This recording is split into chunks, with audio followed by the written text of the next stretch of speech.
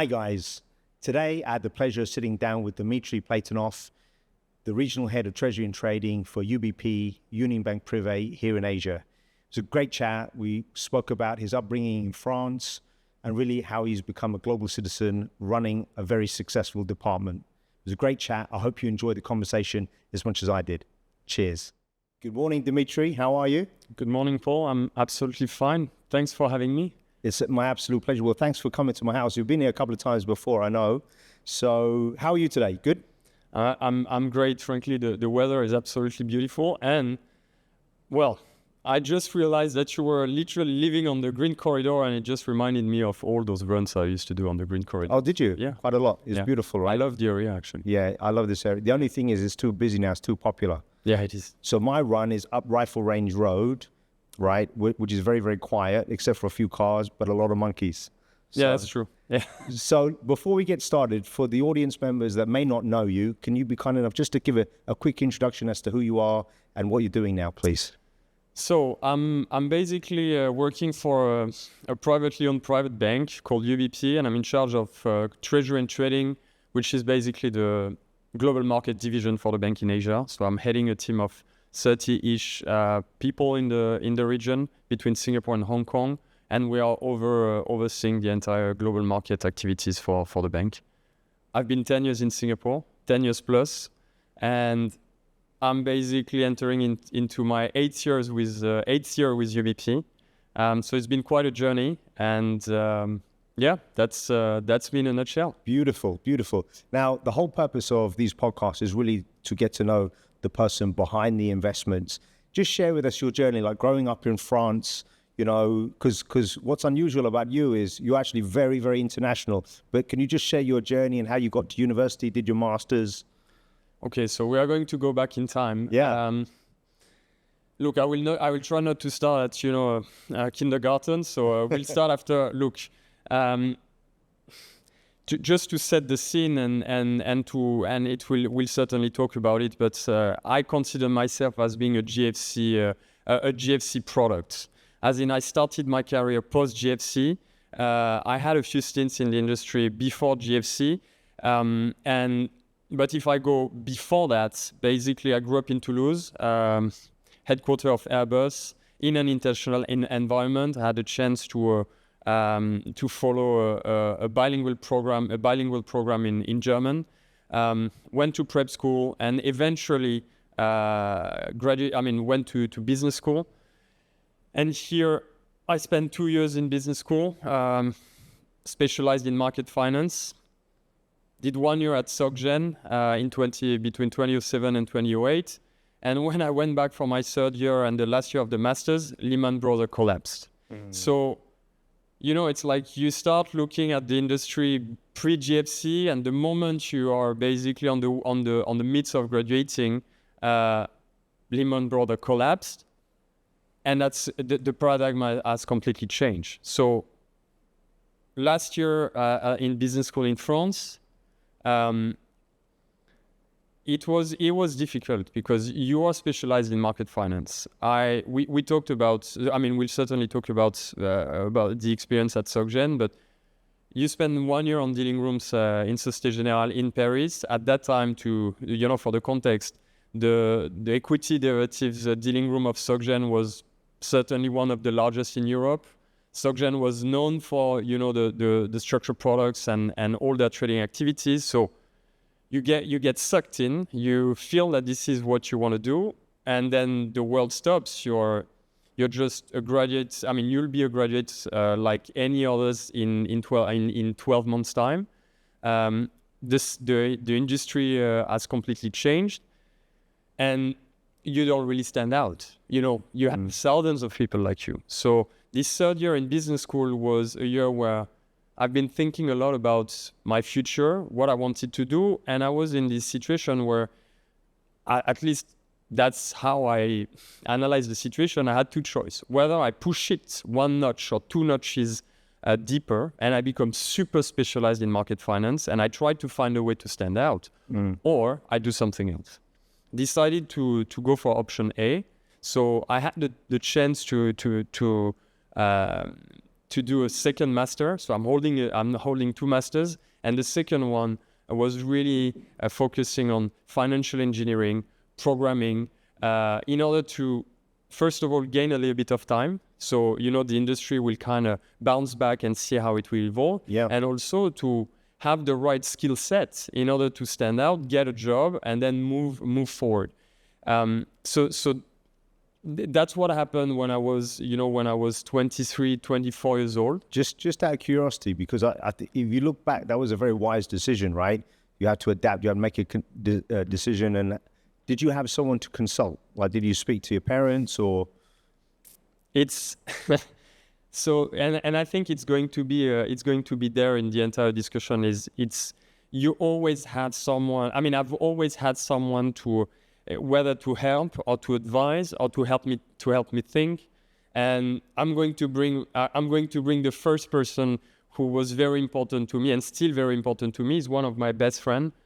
He's now working in New York. He's in charge of an exotic trading desk. He's someone I really admire. And what happened when we came back in 2008 in September?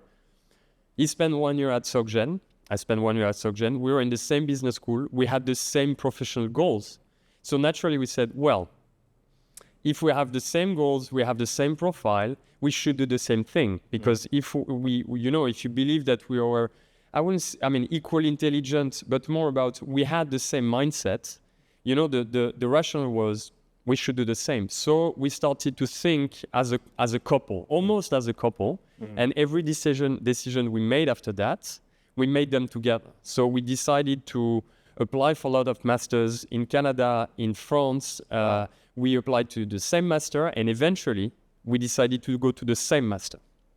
And so it was not external advice per se. We spoke with a few lecturers at school and trying to really understand what we should do. But in fact, he was the number one person, and we rely on each other. And eventually, we did the master, and then we split. Our paths basically split. He decided to go to structured products. I decided to go to Treasury. He stayed in Paris. I went to Switzerland, but we are still in contact. And he's someone and we did a lot together, and we basically helped each other to make sure that we would achieve our goals. So that's what happened. But it was not a lonely journey.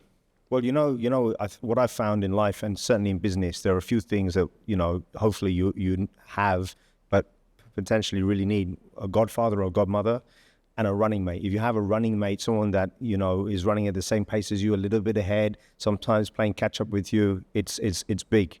Now, what was your first master's in? So first master was, the generic business school master from, you will have, from the French education system. So I was specialized in market finance, but it was a generic master, if I may say. Okay. The second one was really focused on financial engineering, programming, products, and again, the scientific director of this master at that time made us a promise, as in he knew the situation was critical, and that's why I'm saying we, because Alexandre and I were in this situation where you graduate from one of the top 5 business school in France, so your degree has a value, but not enough to basically meet your goals. So we needed to make a difference, and the scientific director of this master made us a promise. He was a former FX sales, very successful. He told us, well, my best students, I place them. I have a network. Wow. I know people in the industry. So if you play ball, there will be a reward. In a way, it was very transactional. And we said, well, of course, we need to acquire skills and hard skills. But most important was we don't want to stay without a job at the end of this master. It's a financial investment. It's a time investment. Our parents were supporting us. So, it was healthy pressure. Yeah. But at the end of the day, you needed to find the person who will facilitate your entry in the job market. That's huge. And he did. That's huge. But at the same time, it is huge. Yeah. And I really, look, I'm very grateful. But there was a trade-off. We worked we worked during these 6 months or 6 odd months more than, at the same pace as we worked when we were in prep school, because I don't know if you're familiar with the French system, but before entering business schools, most of the time you do 2 years after after graduating from high school and before the business school, you have 2 years, which are basically high school on steroids. And at the end, you have entrance exam to business schools. And these are 2 years where, you are 17, 18, your brain is able to absorb a lot of information and to think, and you push it to the maximum. Yeah. 4 years after, we did it again. But that was the trade-off. The trade-off was we need to ace the master in order to get a job. Yeah. It worked because, at the end of the day, after the master, I joined Crédit Agricole Suisse, which became Crédit Agricole Indo-Suez in Geneva. And I spent 6 years and a half. Okay. And then I joined UBP. And Alexandre joined HSBC, and he's still at HSBC. Amazing. So we basically, he did one interview in his life, and he's set. Yeah. I did one as well, and then, it's his story. So, yeah, looking back, we did the right. It's always easy to say, "Oh, we did the right choice." Looking back, but the point is, we made sure that choice was the right one, and that's the philosophy. It's never about, "Oh, we are at the crossroad, and one choice is good, one choice is bad." No, it's just. We had a choice, but we did what was expected in order for this choice to become the good one. You know why I think this is so interesting and salient for young people listening is, a lot of people, their careers happen to them. But I'm a firm believer that if you take stock, you start planning and you think ahead of time, if you go back, like my son's turning 18 at the end of November, and, if you think about it, where you set off path, where you study, who you study with, who you study under, it can change the shape of things. And even though you move from Indo-Suez to UBP, you still work with some of your colleagues from Indo-Suez, right? So it wasn't just about changing jobs. You still have that loyalty, that history with people. Yeah, well, that's what you said is very, very important. You can try. You need to be prepared, but you cannot anticipate everything. Yeah. One quote that resonates and I try to live by is, and it's from the scientific the scientific director of this master. It was in a very shallow moment. We had this team building. We are 20 or 25 in the cohort this year, and it was the first event before we started the program. We were supposed to gather. The program was in Nice, so in southeast France, and we were supposed to gather. And to have this team building on some islands that are facing Cannes and Nice. And he told us, it's just an anecdote, but you'll understand where I'm coming from. He told us, be on time, and then he said, and be on time, make sure that you're on time. Anticipation is a key factor of success. So, to your point, you can try to anticipate. It's impossible to basically prepare for all the scenarios. But you have to anticipate, it's like prepare for, it's hope for the best, prepare for the worst. Yeah. You cannot anticipate all the scenarios, but you have just to think ahead a little bit and adapt. So we try to do that when it comes to graduating. Then, going back on your point, yes, there was continuity as well in the way I managed my career. But again, that's not something I've done alone. You meet people along the way. You have great mentors, and it's really what is striking me. What I'm looking back is at every stage, I found someone who advised me, who guided me, who mentored me. Yes. And that's I'm not it's not only I don't want to narrow it down to pure luck. It's not, because you have to basically provoke that luck. Yes. But when you find the right people, you are open enough to take the advice and take the good thing and understand and learn from the people who are surrounding you. Yeah. Then you can move forward. So yes, I have the chance to work with great mentors at Indo-Suez. I still have the chance to work with certainly the person who had the greatest impact in my professional and personal life. And that's a chance, especially in this industry. But first of all, he's not the only one. And you have technical mentors, and we'll talk about it, but I have a coach, I have a PT as well, and he brings a lot he brings me a lot as well. So it's never I mentioned it's never a lonely journey, or I made my choice and it's me and it's you rely on people you trust. Yeah. And from there you build your own path.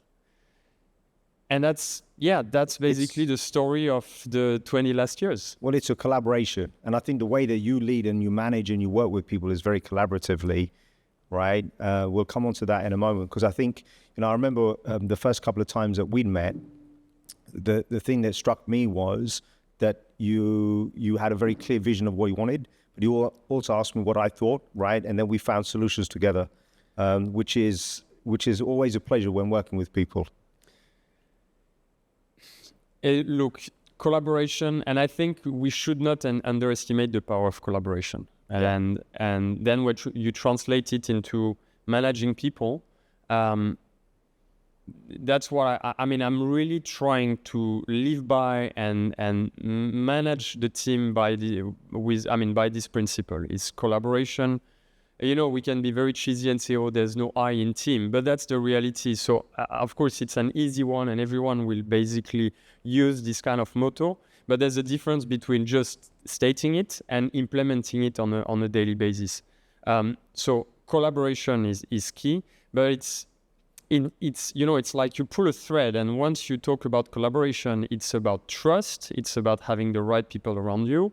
It's team dynamics, is the ability to delegate as well. It's being able to micromanage at some point and to macromanage, in other times. So it requires a lot of flexibility, a lot of drive. But, at the end of the day, the key word is benevolence. Yes. It's you put the human with a capital H in the middle of the equation. And then, it comes naturally. And I don't want to, again, I haven't, maybe I should, but I haven't read a lot of books on management. It's something you have to feel deep down. It's almost, it's really in your gut. And then, of course, you will plug technical skills. You will plug understanding of bigger problem and issues. But the human capital is the number one capital of the team, of the industry, of a company, and that's something I learned from my managers and from Philippe, who I'm working with on a daily basis. Yes. Based in Geneva, and I had the luxury and the chance to see him managing teams since 2010, so it's been almost 15 years. And the way you treat the people, the way you trust, the way you delegate, and the way I operate on a daily basis is really influenced by how I've seen him treating his teams, and treating me as well on the daily basis, but his teams in different setup, in different companies, but always with benevolence in the center of everything. Beautiful. I love it. Now, a lot of people, unless you're from private banking, may not understand that each private bank has a different structure and DNA. So at UBP, you run Treasury and Trading. Just share with us what constitutes that. What is the team set up like? Okay, I'll try to be concise, because when we start touching on the job, I can become very passionate. So I could spend hours and hours talking about the function and what we do. But I'll try to be concise. So Treasury and Trading, as I mentioned, is the global market division of the bank. So in the region, I would say we basically have three main missions. The first one is to basically provide a market access to our clients and to the bankers. So on a very diverse range of products. So when it touches markets, be it listed markets, OTC products, we are here to provide a market access. So dealers are here to take orders, execute, place them in the market, serve the client. The second mission is to act as a pole of expertise when it comes to certain products, structured products, FX, FX structures. So we are, the team act as a pool of expertise and then try to spread this expertise across, investment advisors, bankers, eventually a client. So that's the second mission. The third mission, and I think this is what makes Treasury and Trading at UBP in particular, is Treasury is part of the global market division. And Treasury, I'm a treasurer by training. So as also, I'm a treasurer by training. This is how I started my career at Industries.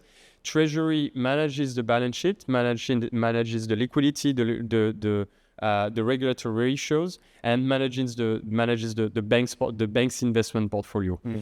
But beyond, these terms and what you would read in a JD, Treasury is basically the core, and generally speaking, it's the core of the bank. A bank is loan and deposits. It starts there. Of course, banks have evolved. They offer a lot of service, private banking, etc. In private banking industry, but you have corporate finance, etc. But the core is loans and deposits, and treasuries are the core of that. And beyond just loans and deposits, Treasury is in charge of maintaining the bank's reputation by making sure that the balance sheet is strong enough. Yes. And at UBP, it's even more important because we are family owned. So Treasury is a direct agent of the shareholder. We are here to protect the bank's reputation from a financial, from a balance sheet perspective and a financial strength perspective. And well, that's what we do. And why it's very important. If you put this into the context of private banking, but of banking in general, I think one of the most underrated risk at the moment is the credit risk. Yes. I think ones have to bear in mind that when you bank with a bank, you take the credit risk of the bank. And when you buy a product, that's the same. If you buy if you buy a bond, for example, everyone understands that you take the credit risk of the bond issuer. But that's the same. Where do you keep your money? Where do you keep your wealth? Who are you banking with? Will this bank be there tomorrow, in 3 months, in 10 years? And the reputation of the strength of the bank, its reputation is directly related to what Treasury does and does not. And in the context of a family-owned bank, it makes the Treasury role key to the bank's success. It's not the core business because UBP is a private bank, but Treasury is here to make sure that we can basically operate and that clients have faith and that they have trust in the bank they are banking with. But generally speaking, I mentioned it. Credit risk is very important, and when you decide to work with FTX, for example, clients were taking the FTX reputation risk, and unfortunately, FTX went belly up because we know there was a fraud, etc. But in a way, you should know who you are dealing with, and when I say it's underrated, it's because I don't think we realize that that's the risk you are taking when you leave your money when you leave your cash with a certain bank. For sure. And everything that happened over the 2-3 last years has basically kind of shifted a little bit more the awareness and increased the awareness of the industry, but also of the clients towards the credit risk. And this is where we have a card to play because we are very strong, we are very well capitalized, our rating is very good, and the way we manage the balance sheet is very safe. Yes. So going back, market access, pool of expertise, and making sure that we have a very strong balance sheet. These are the 3 roles of Treasury and Trading at UBP. And as I mentioned, it's a very unique setup compared to other banks. It is unique. And I think one of the things, well, you're unique in part of that because you report directly into Geneva. So you have oversight for Asia. So you represent Asia and connect, you're the bridge between HQ and Asia. But there are a few things I want to touch upon that I think that you do that is very unique and different. So, for example, when I've placed bankers with the organization, you've been very involved in getting anything ready for the banker that they need that might take some time if the bank doesn't already have it. you get everything ready and prepared to really facilitate what the banker does when they come on board. You've been involved in the enhancing of the platform from a technological, operational, human capital perspective. Can you talk a little bit about that? Because when I look at what you've done, you've hired some very senior people from all corners of the planet culturally, but in so doing, you've raised the profile of the business here in Asia. Well, thanks for giving me the credit, but again, I think it's the credit of the organization, and we had the chance to have the support to grow the bank, to grow the setup, to adapt to the clientele in the region. So if I go to your question, and I will basically divide it into two. We did a lot on the technological front, and we are still investing in the platform, because this is where the industry is going. And if you don't want to lag behind, we have to make sure that we stay up to date, and that we're able to compete with our friendly competitors, because the industry does not sleep. So we need to invest. So that's and we keep doing it. And we had the chance to have the support from head office, to have the support from the management locally, in order to to improve the platform and to meet the industry requirements and the expectations from the client. That's one. We had the chance to be able to invest into people as well. And there are a few things we've done together, but we've been able to grow the team, bring senior people, bring senior staff, be it in Treasury and Trading or in every single department of the bank. Again, in order to grow in a sustainable way, and to also tap on external point of view. I mean, on the experience that those colleagues will bring to the table, in order for us to to understand what's done elsewhere, and to take what's good, maybe try to leave what's bad, and to really grow, maybe faster than if we were trying to do it ourselves. So it's also it's almost like we are looking at UBP history, but on a very small part of the business, because UBP has grown after acquisition, and that's what we're also doing, is we bring experience and we try to tap on this experience. So you have the two sides, the technical side, the human side, and we go back to human capital. Now, these are the 2 points. Now, when it comes to getting ready when we onboard new bankers, that's part of the duties of Treasury and Trading, but not only Treasury and Trading, of the entire bank, to make sure that we are able to provide service from day one. And you know what?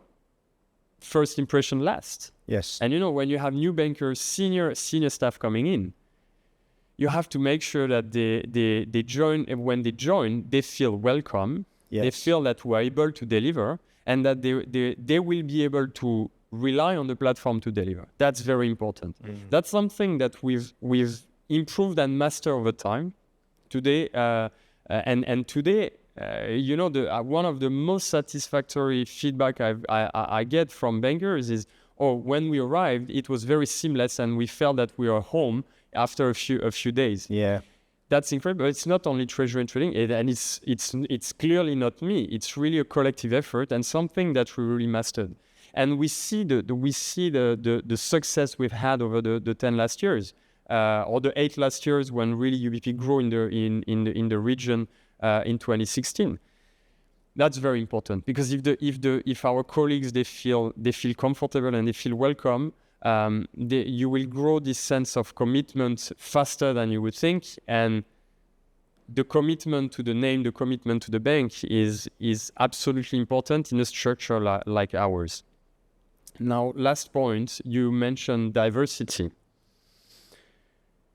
and that's one of that's something, when and here, if I look at what we've done at the Treasury on the Treasury and Trading side, diversity is at the center of the recruitment strategy when we have to recruit. It's not necessarily something that you cannot force it. No, it has to be natural. but you also need to know your team very well, have the chance to have a team which is, the size is still manageable. It's, I mean, trading floors can be huge. If you go to, the largest bank trading floors, you have 100, 200, 300 people. But we are 30, and having a diverse team is highly important. So diversity in terms of culture, diversity in terms of gender, diversity in terms of origin, diversity in terms of experience, in order to create an ecosystem within the dealing room and make sure that everyone basically understands what the colleague is doing, because they all have an impact on what they are doing. Yes, we're here to serve clients, and treasurers are here to manage the balance sheet, and the structured product team is here to provide expertise on very complex products. But at the end of the day, if you create the right ecosystem, the team will work together, and it makes the manager's life easier, because at the end of the day, we all like to work hard, but we also, you don't want to make your life hard. And by creating this ecosystem, by bringing diversity, you try to create a strong team that works together. It's not easy every day. There are ups and downs. Managing people is the hardest task. Acquiring technical skills is something, if you put time to it, and if you put your mind to it, you eventually will understand how an option works or how a structured product works. Managing people is like, it's evolving all the time. You think everything is settled, the day after there's an event, there's a word, there's something happen, and suddenly you see that the entire team dynamic has changed. So you have to constantly adapt. It's very challenging, but it's highly rewarding. I want to just touch upon something that is quite unique to you. So when we first started working together, you needed to hire a few senior guys.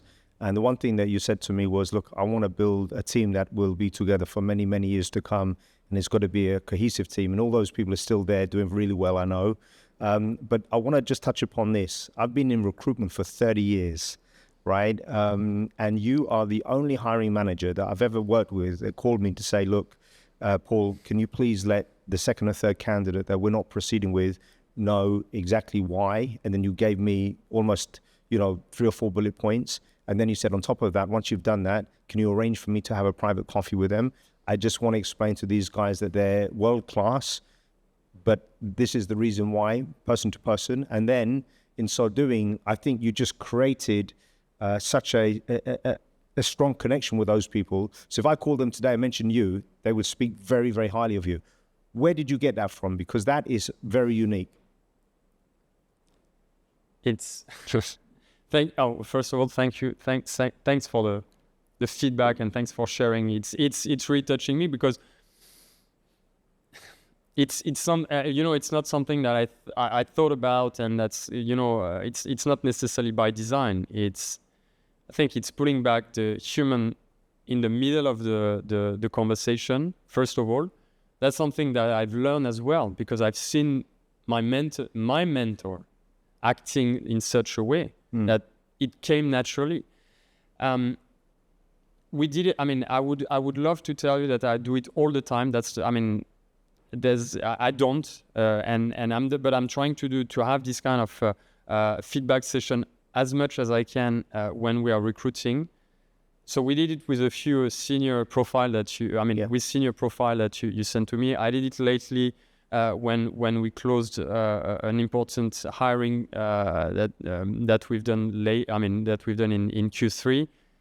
I've done it with the graduate, for example. We have a graduate program. We had two candidates, brilliant minds, young people. I sat with the candidate we decided not to hire to explain, because I didn't want to shoot him while he was basically taking off. Because he was pretty sure that he would get the job, and eventually I had to explain to him why he didn't get it. And it's not technical skills, because then it boils down to team dynamics. It boils down to making sure that the team, that the person you hire will fit within the team. So it's not only about technical skills and hard skills. So I'm trying to do this, but why I'm trying to do this, it's eventually, I told you, human in the center of the conversation, benevolence and dignity as well. Yeah. I've been on the other side of the table. Yeah. Okay. I mean, look, even if you don't interview, every day. I've been looking for jobs, internships, etc. No matter what's your level, senior or not, you're on this side of the table, and sometimes you don't understand. So you also have to. You are facing a professional who spend time, who invest in time with you. Yeah. Of course, we invest this time on them as well, but they invested time. Yeah. They started to project themselves, and eventually you cut the cord. And it's about dignity and making sure that our reputation remains pristine, and we go back to reputation because at the end of the day, that's the number one asset we have to sell is our reputation, be it at the firm level, at the personal level, at the team level. But it's not something that I'm doing for the sake of the reputation. It's genuine. It's genuine, and that the values you want to convey.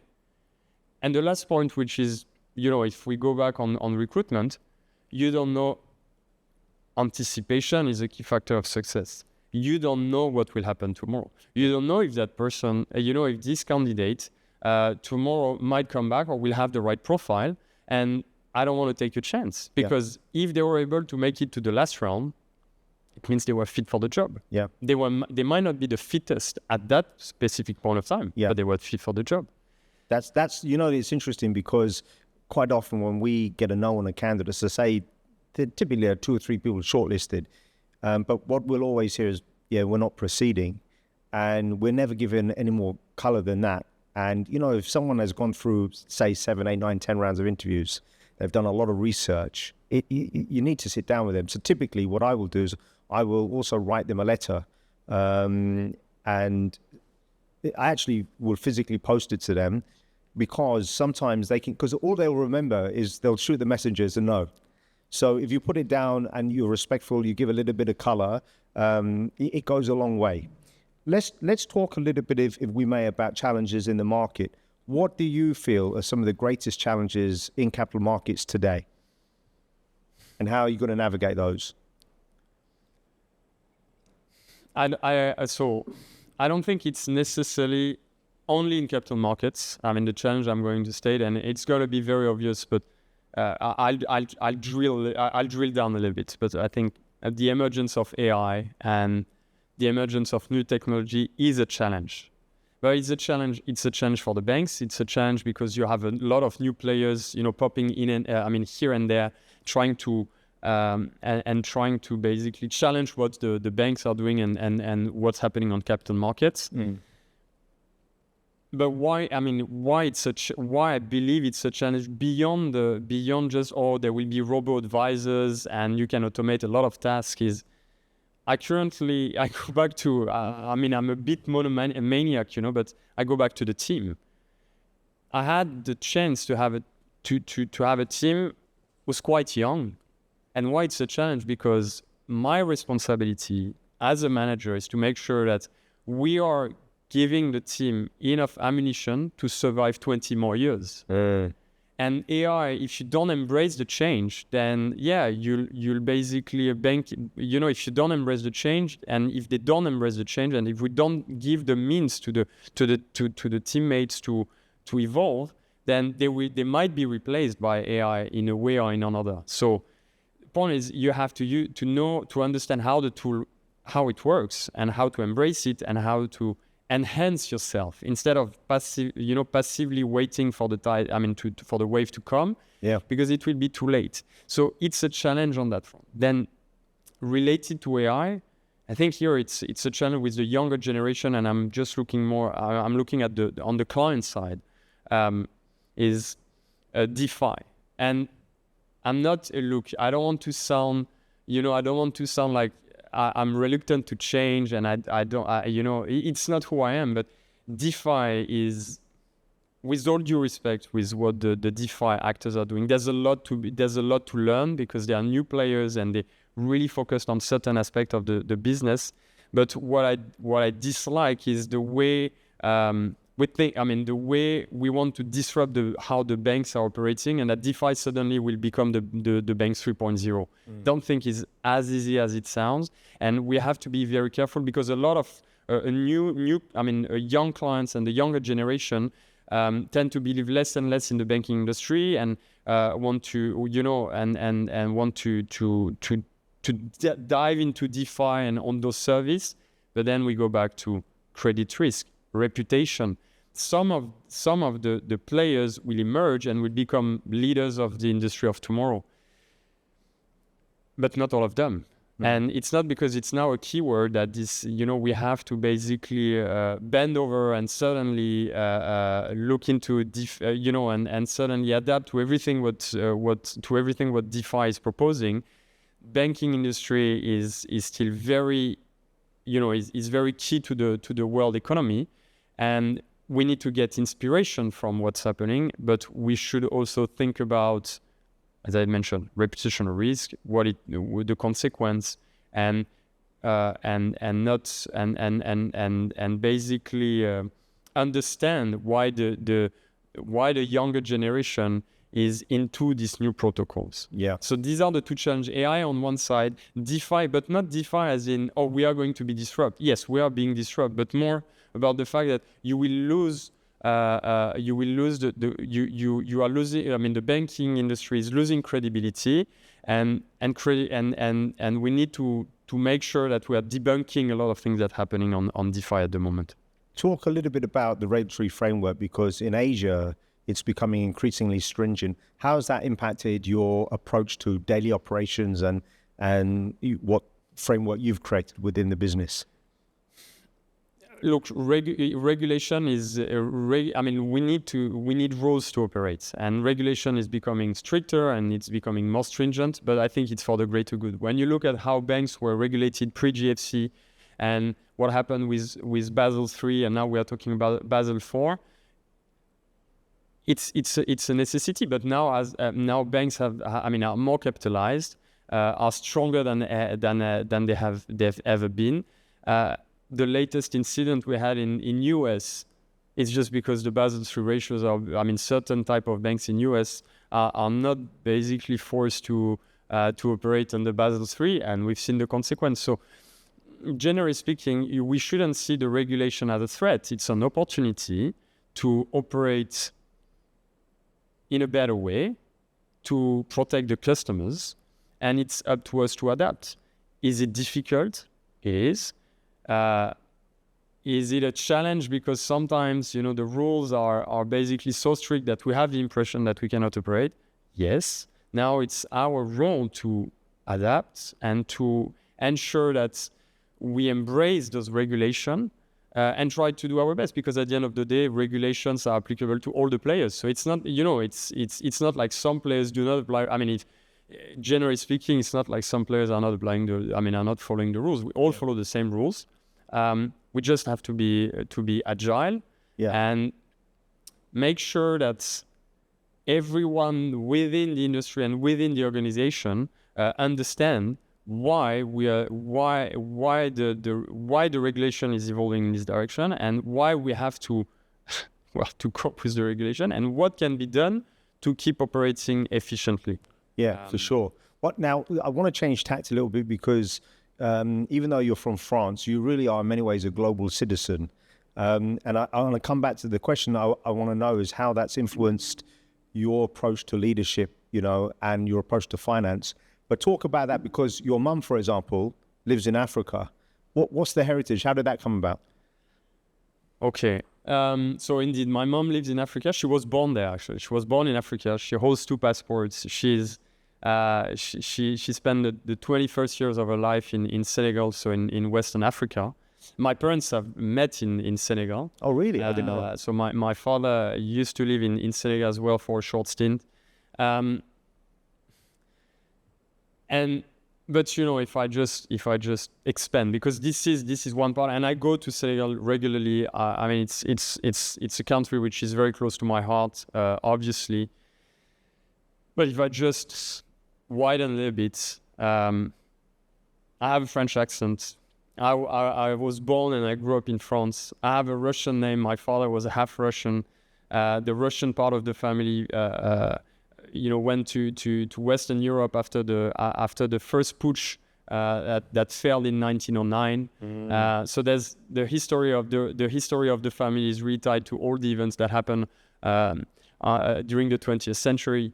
My grandfather graduated from an engineering school in France called Polytechnique, and when you graduate from Polytechnique, you are de jure, by law, you are a French army officer. So he fought for France, but he was born in Geneva with 2 Russian parents. So, it's like this multicultural environment is part of my DNA. Have you done a DNA test out of I curiosity? did, and actually, there's no surprise. It's really where you. It is what you thought it was. Yeah, exactly. With 1 quarter, with 1 quarter coming from Eastern Europe. So it's really in line with the family history. So, Russian name, French culture, obviously, French accent, and in 3 weeks I will be Singaporean. Congratulations! So you've done it. You've done all the paperwork. I've done all the paperwork. I'm going to collect my pink IC in a few weeks' time. So how was the test? There was no test. There was no test. No, there's no test. Oh, really? There were no theory knowledge test. No. Oh, really? There's once you receive your in principle approval, then there's an e-learning. There's a community sharing session. Why did you decide to do this?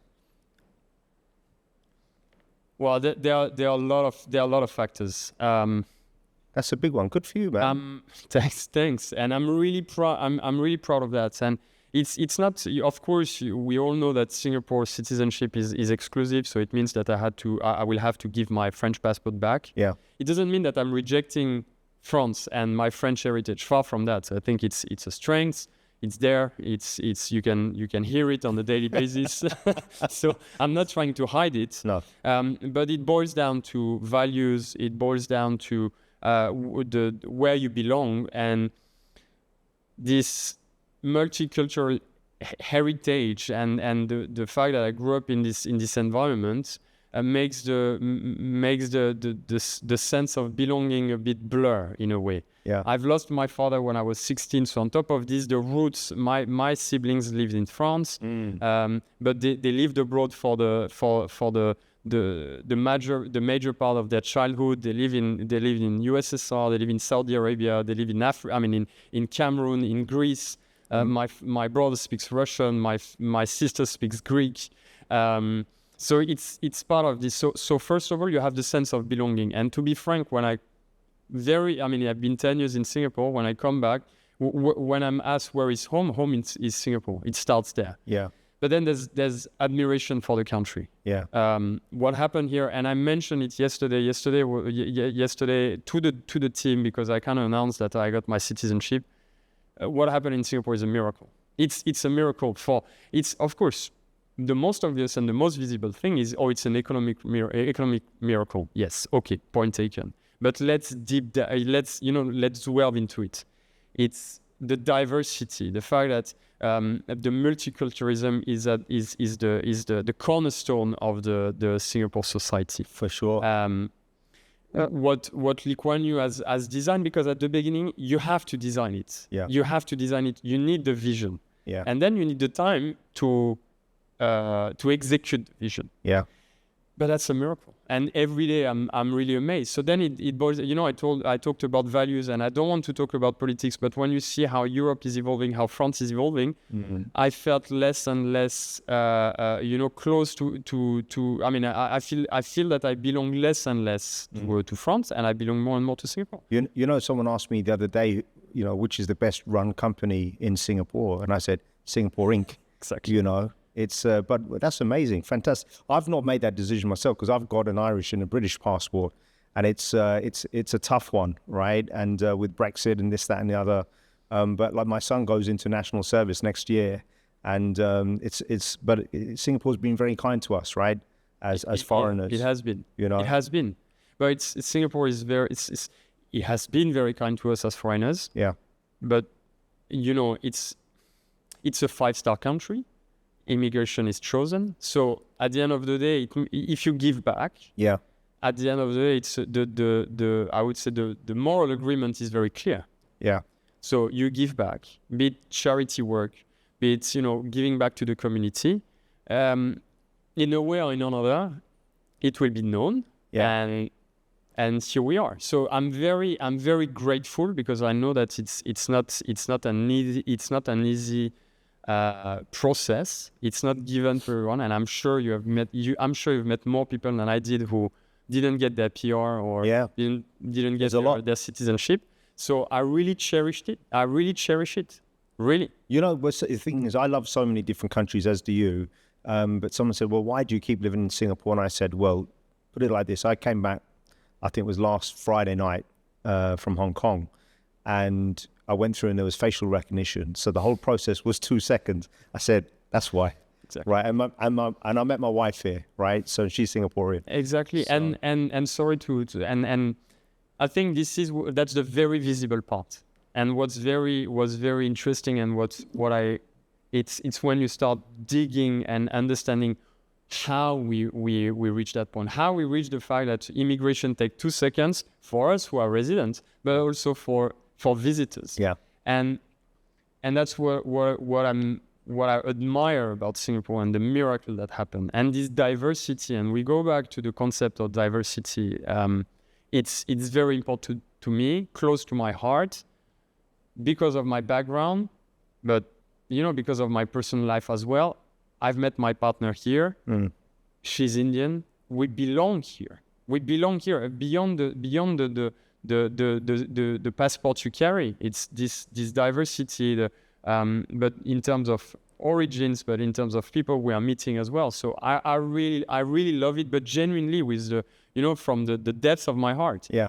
I'm not rejecting France. I'll be French. Yeah. But it's you also when you have the luxury to make a choice and it basically turns into your favor. I'm happy with this decision. I'm not regretting it. Sorry, and I still love France. There's no denying. For sure. I love it. Now, one of the things I really want to touch upon, because we have quite a few different things in common, but one has been fitness.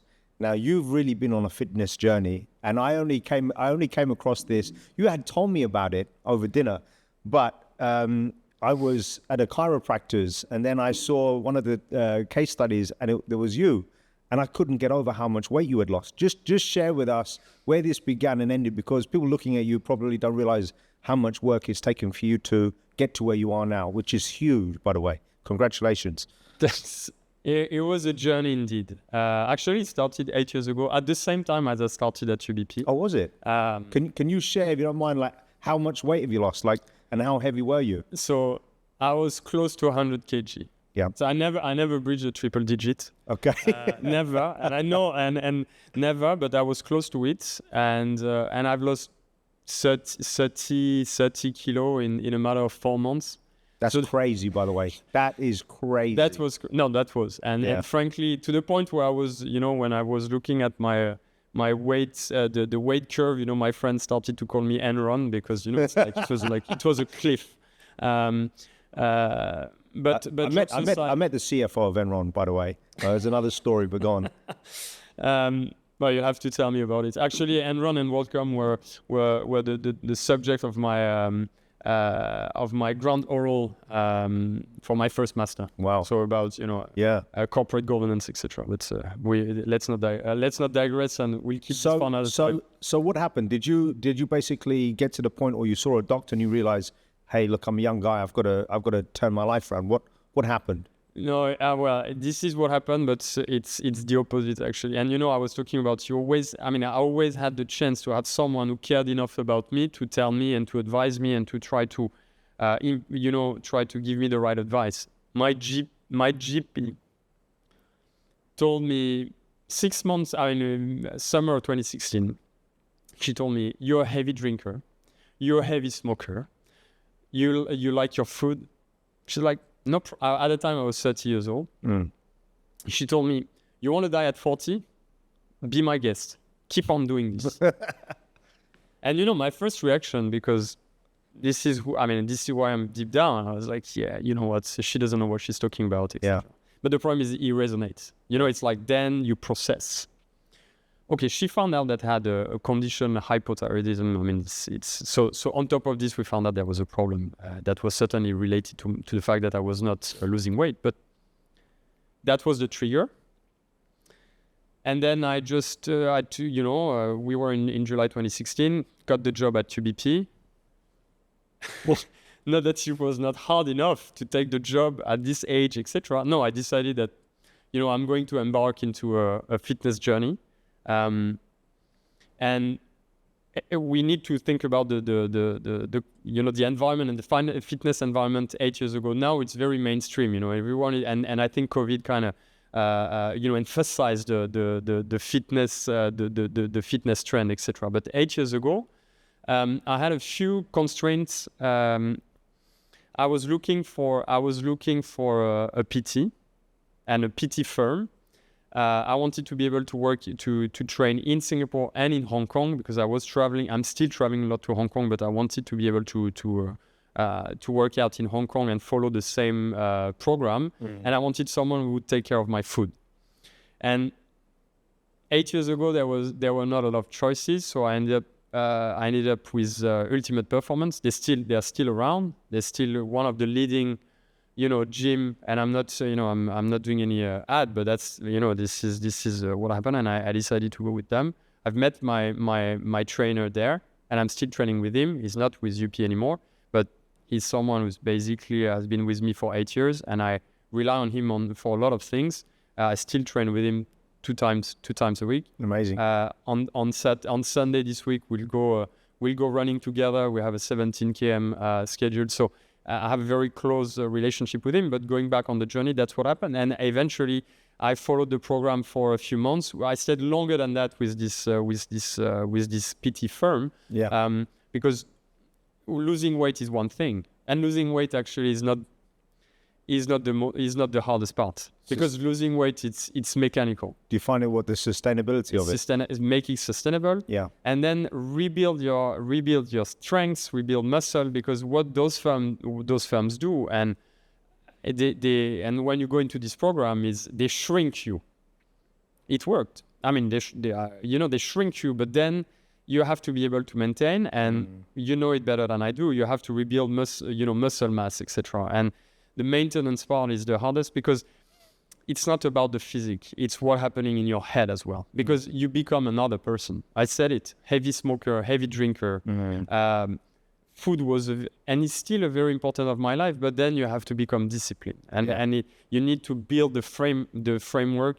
You need to build the framework. You need to rebuild the discipline, or build a discipline and have a plan, and basically follow the plan, and then you see the progress, and it's very satisfying, because if you follow the plan, then you see the. Are you doing a combination? I know you do a lot of running, but are you doing some gym work, some resistance training as well? I do, yeah. I still break down. Like what are your gym work like? three times a week. Okay. And when I'm not injured and I'm just recovering at the moment, I was running every day. Yeah. Every day. What did you do as an alternative? A bit of swimming or something? A bit of swimming, a bit of cycling. Yeah. But that's a very important part of my life. So talk about when you started this, like what could you do 5K in when you first started? You had to walk it versus now. Big difference in time, right? The funny story is, I used to run even when I was bigger. So that's the wow. story. So I was, 5K. So imagine carrying a 30 kg pack. Now my knees are basically now are not thanking me for that. So I do a lot of strength training around the legs in order to make sure that I do not injure myself again. So my knees kind of suffered. But I was doing 5K in 30 minutes. And now the numbers. Now I've basically improved. And what did you get your 5K down to? My PB is below 20, but you amazing. See, it seems I'm a long runner, as you know. So in fact, the 5K PB does not really matter. It's below 20 for sure. Go through your numbers, like for 10 for the. Have you done a marathon now? Right? Yeah, so marathon not yet, and that's my bucket list. And but the marathon is in the head, more in the physique. Man. But if you're going for a personal best for the marathon, other than just completing it, you've got to do it in a healthy climate. It's too hot here to run fast times, Indeed. right? Singapore is running and working out in Singapore is really a challenge. But the good thing is then it preps you for you very well when you basically compete in a normal environment. Have you got any endeavors or projects that you're working towards, like for the marathon, or what's your next goal on the physical side? My next goal now is to go back in shape. So last year I got a severe injury, so it was and my performance, my sharpness at work got basically impacted by that, because working out and running is a form of meditation. Is a form of meditation. So it's not meditation. My partner meditates on a daily basis, so I know what meditation means. It doesn't work for me, but it's a form of meditation. And the moment, when you get injured, it's not something that you decide and you will slow down. No, it's like we pulled the plug from one day to another. I had to stop running. Yeah. The sharpness, the sleep, everything was disrupted. So you need to readapt. Yes. So now the goal is to go back to where I was. Last year, I did Singapore half marathon back to back with Hong Kong. Singapore half, I did 140s. Hong Kong half, I did 130. And the pace to do 130, 1 hour 30. There are a lot of hills on the one in Hong Kong. Yeah, because you go in the tunnel. You start on Nathan Road, you go up north, and then you take the highway down in the tunnel, and then you run to Victoria Park. I love the route. I really love the route, because when you get out of the tunnel, it's 7-ish in the morning. Yes. The sun is rising. You have the light, and you're in the CBD, and you have the skyline of Hong Kong. I loved it. I really loved it. Singapore was just hurting. Yeah, for sure. Just out of curiosity, because with some of my team members, I've made them little wagers. Like Isaac was our videographer when he was in national service. His personal best for 2.4K was 8:55. So I said, why don't you try and set that again? And he said, yeah, but he didn't commit to it, right? And I just said, because it's just sometimes you set it, and it's your own personal goals. But I think if you strive for that as a team, you work out. Have you guys done things? Because I know you guys have done the corporate marathons or half marathons together, right? Yeah, but we had an event a few weeks ago with Bloomberg. It's always good to bring the team together, and you go back to this collaboration and the team spirit. We did a few corporate events.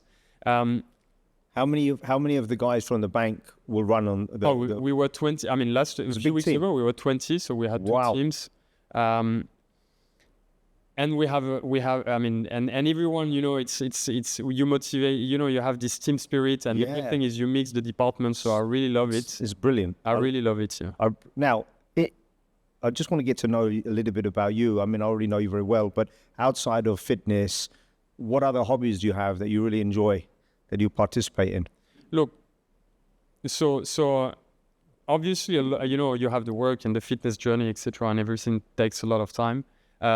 I love traveling, and that goes with this diversity. And we are really blessed to be in Singapore. We are able to discover the region.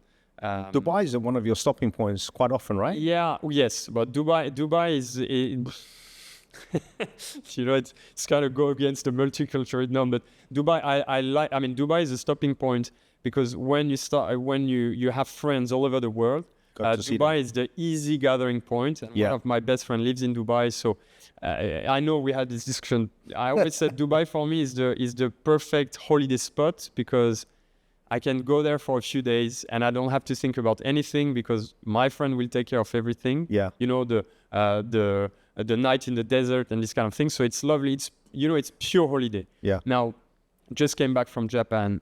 I really love the diversity we have in the region. Yeah. And how you feel like an alien in Japan. Yeah. It's like, but with an alien, really an alien, not the movie. Really, we go back to the Latin root of the world. It's you don't belong there. Yeah. And it's extraordinary to still be able to discover and feel that you really are a foreigner in a country which looks very familiar to you. Yeah. Because I grew up in the 90s. In Europe, we were overwhelmed with Japanese culture. Yes. And so you have this impression that and each time I go to Japan, it's literally a slap in my face because it's another world, but with all due respect, it's another world, as in you need to understand the code. You need the humility to accept that you don't understand what's happening, and that you have to look, learn, respect that the habits are not the same. And it's very refreshing, because we live in a global, we live in a global world. We live in a city which is open. So, having to adapt to a different culture is it's always hard. It's hard, but it's very rewarding as well. I love it, because I love the yin and yang, the new and the old, the traditions there. Just, I have to say, my favorite place to go to is the US, because of the diversity there, right? And there's so many outdoor things to do. But in terms of outside of that, for me, Japan has so many different things. And I love it. I'm curious about this. I've never asked you this, but in terms of reading, what would you recommend to finance professionals in terms of books or resources? What are some of your go-tos? Why are you laughing? Why I'm laughing because so first of all, and in full disclaimer, I don't read as much as I would like to, and that's something I need to work on. And I need, as you need to be able to carve out time to do it. And it's just a matter of will more than a matter of really finding the time, because the time you always find it in a way or in another. Yeah.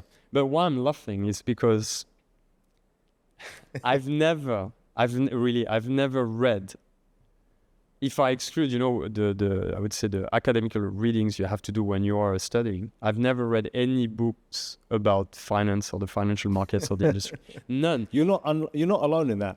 None. And it's not because I don't have the interest. It's just, you are basically sucked in on a daily basis. And again, it's not a lack of humility. I don't pretend, far from that I know everything, really far from that. But it's just I prefer to learn. When I read, I prefer to learn something else. And my readings are more, I read biographies, for example, and one book which is on my nightstand, and sometimes I just read 1 or 2 chapters. It's not very original, but it's Steve Jobs' biography by Walter Isaacson. You learn a lot. Again, he was a brilliant mind. He had a very particular way to manage his people, but the attention to details, the fact that nothing is left to luck, and try to control everything. And there's something fascinating about Steve Jobs, as far as I'm concerned. So he's on another level. Yeah. It's interesting because people think of him as an entrepreneur, but he also learned to be an entrepreneur when he ended up becoming an employee of the business. And the other thing, I remember once watching an interview with him where he called Hewlett-Packard when he was like 12 to get some products, and he got a job with them. And I was just thinking, imagine back then, because people often think of guys like that who are so brilliant that a lot of them are naturally introverts and what have you. But what I found is in business, you have to engage, you have to walk the floor, you have to speak with people, right? I just want to pick your brain a little bit. It's a few rapid fire things. What's the best piece of advice you've ever received? I will go back to really anticipation is a key factor of success. Really, because if you don't, it's a matter of getting ready. Because if you are ready, then you can adapt. Yeah, I love that. Yeah, I love that. One word to describe your leadership style. Benevolent. Okay. If you could have dinner with any past and present historical figure, famous person, no one related to you, who would it be?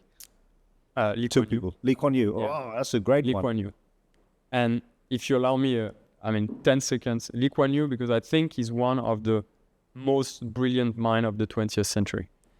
He was basically, yes, Singapore is a small country, small economy. So what he's done does not necessarily resonate as much as other big figure and very important figures of the the 20th century, but the courage, the vision, the execution. The execution, to see it through. I mean, it's overwhelming, and I basically I have I mean, from third world to first world is not my go-to book because it's a thick book, It's heavy, yeah. but it's incredible. When because my mum was born in Singapore, and when she tells me about it, shows me some old pictures, and you look at that, the genesis of this country is crazy. I have good goosebumps. Even I have goosebumps, yeah. talking about it. One thing on your bucket list that you haven't done, I know you've done a lot, but what would it be? I would love to participate to Hawaii Ironman. Oh, really? I will need time to prepare. It's not just something, I woke up this morning and say that's on the bucket list because it's, well, first of all, it would basically force me to challenge myself. First of all. And then the environment, and when you look at the scenery, etc. And it's one of the hardest.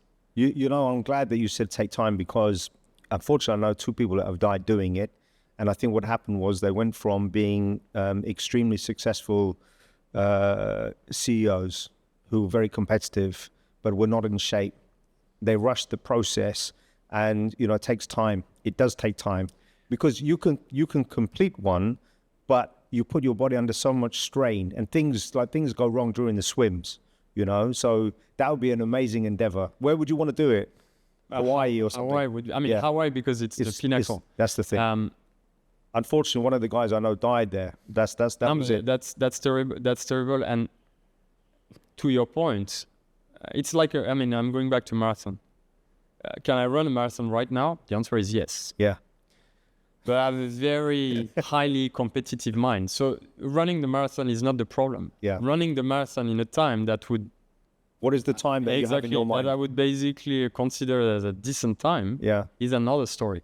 So sub 3.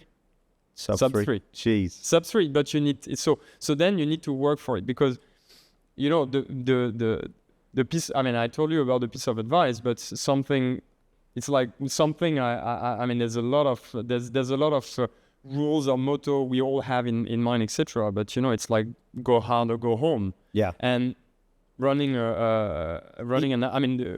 in an Ironman, if I had the chance to do it, I'm not claiming that I can right now. Yeah. But if you prepare, you'll do it. But then the question is, do you want to perform? Yes. And if you want to perform, then you have to get ready for it. All of these endeavors start in the mind, though, because you never met my son when he was very young, but he was not a natural sports person, and I kind of found that sports person in him, and now he's an amateur boxer, and he's got a tremendous physique. But what I said to him is, you have to set your goals on things. And when I was training, when I was younger, one of my dear friends is a British gymnast, and when you're doing things next to them, you realize, hey, I'm useless. But what happens is you step into their drift. It's like running behind someone very fast, and your game just comes up another level. And what I realized is you have to set your goal on things. Yeah. It's got to be incremental. Who's your favorite sports person of all time? Tough one. Michael Jordan. Yeah, 100%. Good man. If I have to name one. But going back to what you said about your son, and you find inspiration into people, but I know you've been training him, and you inspired him as well, and that's the beauty of the transmitting your passion, transmitting your knowledge, and acting as a mentor for someone, and I've seen, because I'm following you, and we had a lot of discussion, and I know how your son has transformed, and that's incredible. But the trainer, the person, the mentor, whatever you call the person next to the performer, is as important as the performer itself. True. He or herself, and you play a great role. And at the end of the day, bottom line is you cannot achieve it if you're alone. And I think, we go back to collaboration, etc. It's never a lonely game. No matter what you do, you have to rely on people. There's this saying that I live by: how I do anything is how I do everything. And I remember speaking to, in fact, with Mike Blake. I was having a chat to him when we were coming out of COVID, and I said, there's a strength calculator they can find online for your age and your weight, but on every type of exercise, from push-ups to pull-ups. And I said to him, my goal is to be in the top 1% of nearly all of the exercises. The only one I won't do is bench pressing because I had a very bad injury. And I've actually fallen out of the 1% now, on some of the stuff. And it like for my birthday, I try to do 100 push-ups. I got to 80. And I haven't, because I had double surgery, but it annoyed me.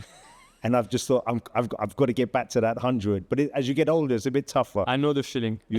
Just to wrap up, what do you want to leave our listeners with in terms of career advice as people navigate their journey? Because, I speak to some people that say, look, you can't plan for your journey. Others meticulously plan for their career journey. But what insights can you share from your personal experiences? And that's true, you cannot plan, but I think the collaboration, humility, and and respect at the end of the day. If you have core values and you live by those core values, and that's what I'm lecturing. I'm doing some lectures, etc. And that's what I'm trying to pass to the next generation. The hard skills are there, but it's really about it's really about integrating the fact that you are not alone. You need to find you need to find people you can rely on, and really, as you mentioned, it's like a drift, and understand and try to and be humble enough to accept that you don't know everything. And I don't want to fall into the stereotype and the next generation is doing nonsense or they're different, etc. I think we were the same when you were young, and the generation before us were thinking the same about us. But so you have the impression that there's a major gap. But I think what I'm trying is really to have this humility to be open enough and to be patient as well. Yeah. To be patient, because the timing is important. And timing the market is not what we do, and only a few people in the market is able to time. If we go back to investment, it's not about necessarily timing. Is to have to have a little bit of perspective and see the big picture and the trends. So be patient and be perseverant, of course, but humility. And I will basically conclude on really do not underestimate the power of collaboration. Yeah. Never. It's never about yourself alone, because otherwise it's recipe for failure. Agreed. Well, Dimitri, it's been an absolute pleasure. Is there anything else that you'd like to cover? No, I really thank you for the time, Paul. I really enjoyed the moment. It was a great discussion. Likewise. Thanks for sharing. Thank you very much, Paul. Cheers. Cheers.